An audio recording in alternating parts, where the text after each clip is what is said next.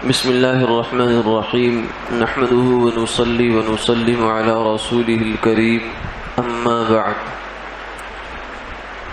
قال النبي صلى الله عليه وسلم تنكح المرأة لأربع لمالها ولجمالها ولحسبها ولدينها فاظفر بذات الدين تربت يداك او كما قال علیہ الصلاۃ والسلام۔ حضور نبی کریم صلی اللہ علیہ وسلم نے ارشاد فرمایا کہ عورت سے نکاح کیا جاتا ہے چار وجہ سے، مال کی وجہ سے، خوبصورتی کی وجہ سے، خاندان کی وجہ سے اور دین کی وجہ سے۔ سو اے مخاطب، تم دین والی کو لے کر کامیاب ہو جاؤ، اللہ تمہارا بھلا کرے۔ اس حدیث مبارکہ میں سرکار دو عالم صلی اللہ علیہ وسلم نے دنیا بھر میں جتنے بھی نکاح ہوتے ہیں ان سب کی بنیاد واضح فرما دی۔ اگر آپ غور فرمائیں گے تو جتنی بھی شادیاں دنیا میں ہوئی ہیں، آئندہ ہوں گی یا ہو رہی ہیں، کوئی شادی بھی ان چار وجہوں سے باہر نہیں ہے۔ اس میں سے ریزن یہی ہے، سب سے پہلی ہوتی ہے مال۔ نکاح کی بنیاد مال ہے، یہ اصل چیز مال ہے۔ اگر مال کو بیچ میں سے مائنس کر دیا جائے تو شاید یہ رشتہ نہ ہو، یہ نکاح نہ ہو۔ دوسری وجہ ہے جمال، خوبصورتی، کہ صورت کو دیکھا ہے تو بس اسی صورت پہ فریفتہ ہو گیا اور اب کہتا ہے کہ اسی سے شادی کرنی ہے۔ عام طور سے بڑے لوگ جو ہیں وہ مال کی وجہ سے شادی کرتے ہیں، یعنی عمر میں بڑے جو پختہ ہو جاتے ہیں، اور جو نوجوان ہوتے ہیں وہ صورت کی وجہ سے کرتے ہیں کہ صورت کوئی آنکھوں میں آ گئی تو اس کی وجہ سے پوری زندگی کا فیصلہ کر لیتے ہیں۔ حالانکہ صورت تو ایک عارضی چیز ہے، جو آج نہیں تو کل اس میں فرق آ جانا ہے، ایک آدھ بچے کے بعد اس میں فرق آ جاتا ہے۔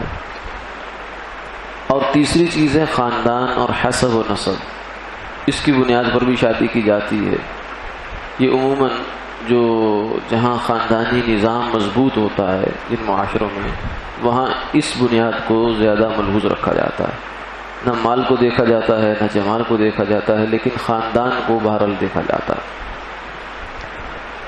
تو عموماً یہی تین قسم کے شادیاں ہیں۔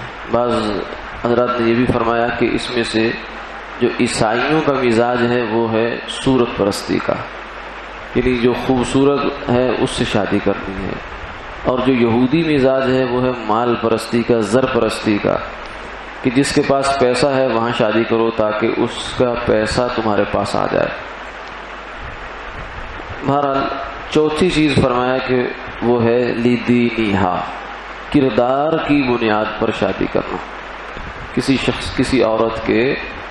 اور اس میں صرف چونکہ آپ نے مخاطب تو عورت کو بنایا ہے، مگر بچی کا رشتہ کرتے وقت بچے میں بھی یہی چار باتیں ہو سکتی ہیں۔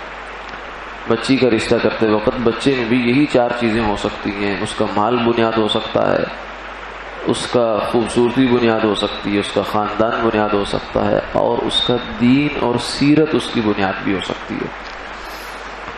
تو سرکار دو عالم صلی اللہ علیہ وسلم نے فرمایا کہ ان میں سے تین بنیادیں جو ہیں وہ اتنی مضبوط نہیں ہیں، اتنی اچھی نہیں ہیں، اتنی کامیاب نہیں ہیں۔ کامیابی جو تمہیں ملے گی وہ چوتھی بنیاد کے اندر ملے گی، اور وہ ہے دین۔ دین کیا ہے؟ دین یہ ہے کہ جو شخص اللہ سے ڈر کر زندگی گزارنے والا ہے وہ دیندار ہے۔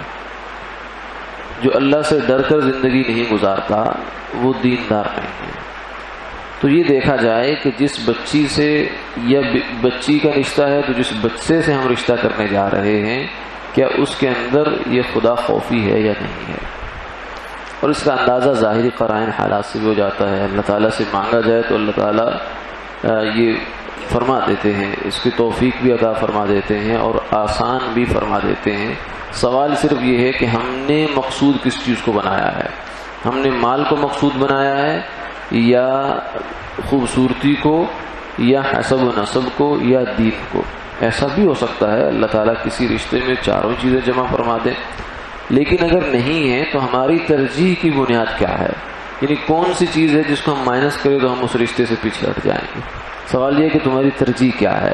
اگر مال رشتے کی بنیاد ہے تو پھر نکاح مال کے ساتھ ہوا ہے، پھر نکاح دو انسانوں کے دل آپس میں نہیں جوڑے گئے بلکہ اس میں مال کو بنیاد بنایا گیا۔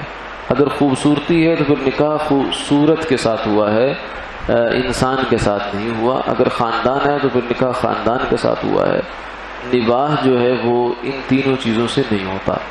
جو گاڑی آگے زندگی کی چلتی ہے وہ تو چلتی ہے اخلاق کی بنیاد پر، کردار کی بنیاد پر، انسان کی مزاج کی اچھائی کی بنیاد پر۔ تو اس لیے فرمایا کہ رشتہ کرتے وقت ان چیزوں کو دیکھ لیا کرو۔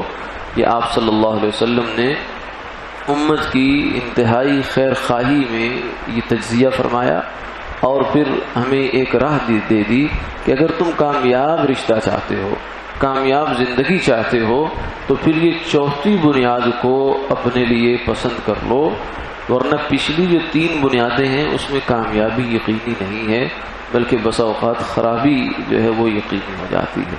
تو اللہ تعالیٰ ہمیں اس حوالے سے جو ہے وہ اہتمام نصیب فرمائے اور فکر بھی نصیب فرمائے، اور آپ صلی اللہ علیہ وسلم کی جو تعلیمات ہیں اس پر عمل کرنے کی توفیق بھی عطا فرمائے۔ آج کا مسئلہ جو ہے وہ یہ ہے کہ نماز کی حالت میں نمازی کے آگے سے گزرنے کا کیا حکم ہے۔ سرکار دو عالم صلی اللہ علیہ وسلم نے فرمایا کہ اگر لو یعلم المار بین یدی المصلی ماذا علیہ، کہ اگر نمازی کے سامنے سے گزرنے والے کو یہ پتہ چل جائے کہ یہ میں کتنا بڑا گناہ کر رہا ہوں، اس کا کتنا بڑا بوجھ ہے میرے اوپر، تو وہ بندہ 40 سال یا 40 دن یا 40 مہینے، اس میں مقدار مختلف ہے، یعنی واضح نہیں فرمائی، لیکن بہرحال 40 کا عدد ہے کہ وہ اتنی دیر کھڑا ہونا گوارا کر لے گا مگر نمازی کے آگے سے نہیں گزرے گا۔ اس قدر شدید گناہ ہے یہ کہ نماز پڑھتے ہوئے آدمی کے آگے سے گزر جانا ہے۔ حتیٰ کہ بعض علماء نے تو یہ لکھا کہ اس کو نمازی کو حق پہنچتا ہے کہ اس کو مارے اور اس کو جو ہے سختی سے اس کو وہاں سے روک دے، یعنی اتنا یہ سنگین بات ہے، اس لیے اس چیز کا خیال رکھنا چاہیے۔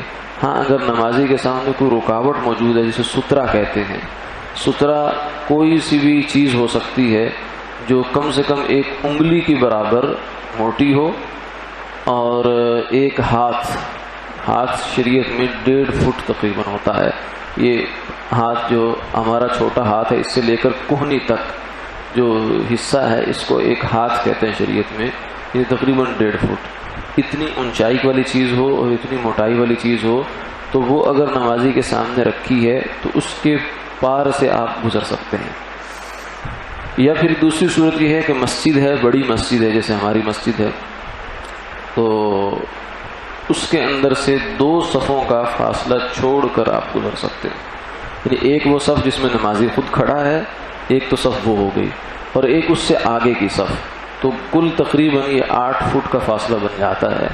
اتنی جگہ چھوڑ کر آپ نمازی کے سامنے سے گزر سکتے ہیں مجبوری کی حالت میں، لیکن اگر مجبوری نہ ہو تو پھر بہرحال جو ہے وہ اس چیز کا خیال رکھنا چاہیے کہ نمازی کے آگے سے انسان نہ گزرے۔ عام طور سے دیکھا جاتا ہے کہ ساتھی اس میں تھوڑا کوتاہی کر دیتے ہیں، غفلت کر دیتے ہیں۔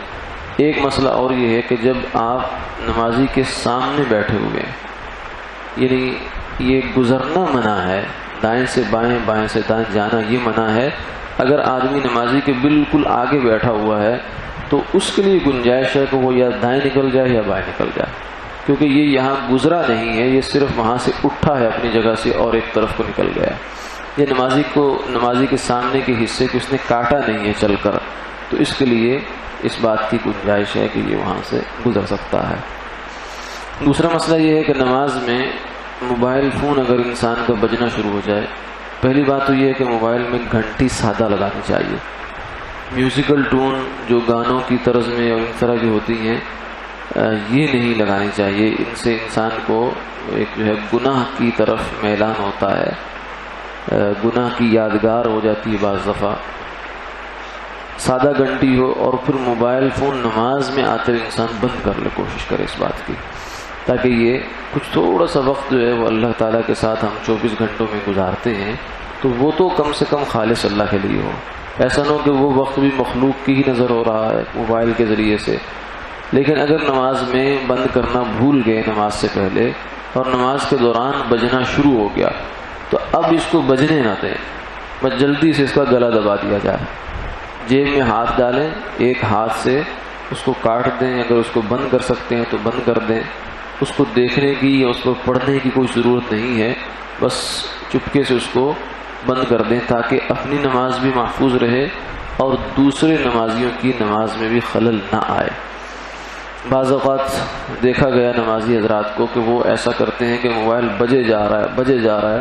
ان کو اپنی نماز کا اتنا اہتمام ہے، اتنا خشوع خضوع ہے کہ وہ موبائل کو بند نہیں کر رہے. اس خشوع خضوع میں اور ساتھ کے جو 10 آدمی ہیں ان بیچاروں کی نماز کو انہوں نے اس کا ستیہ ناش کر رہے ہیں. تو یہ ایسا اخلاص جو ہے یہ نہیں چاہیے، بلکہ سمجھداری سے کام لینا چاہیے، موقع محل کی نزاکت کو سمجھنا چاہیے کہ جب موبائل بج رہا ہے تو اب اس کو جلدی سے بند کر دیا جائے، مکمل طور سے اس کو بند کر دیا جائے، یا کم سے کم ابھی بہرحال جو کال اور مکالمہ اس پہ آ رہا ہے اس کو کاٹ دیا جائے. اللہ تعالیٰ ہمیں کی توفیق عطا فرمائے.